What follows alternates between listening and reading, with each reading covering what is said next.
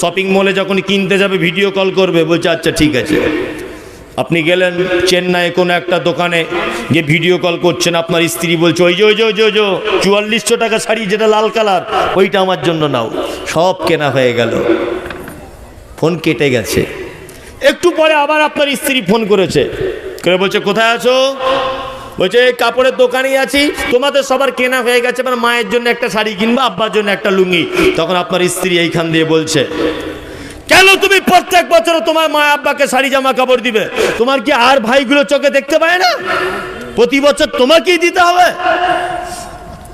বইয়ের কথা শুনে বাড়ি চলে এলো 4 ভাই।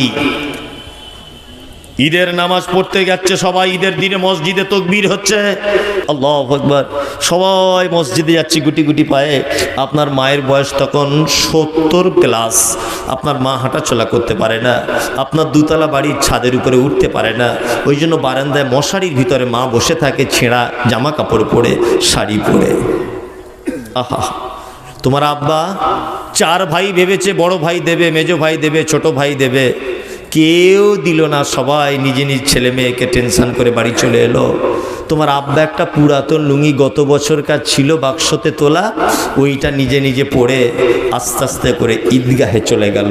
তুমিই তো সেই সন্তান, ছোটতে জামা কাপড়ে হাত গলাতে পারতে না, তোমার মা আস্তে আস্তে করে গলিয়ে দিত। তোমার আজকের ঈদের দিনে বছরে একটা উৎসব আনন্দ, সবাই যখন আত্মহারা, তোমার মাকে তুমি নিজে একটা সাদা শাড়ি কিনে নিজে তোমার মায়ের ছেঁড়া শাড়িটা পাল্টিয়ে একটু পরিয়ে দিতে পারলে না?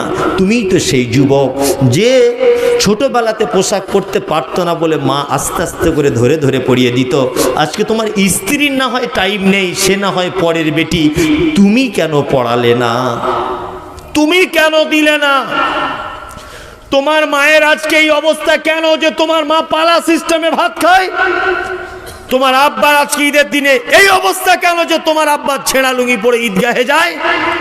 তোমার মায়ের যে বড় দোষ আছে, তোমার মায়ের থেকে বড় বদমায়েশ, তোমার মায়ের থেকে বড় অপরাধী পৃথিবীতে আর কেউ নেই।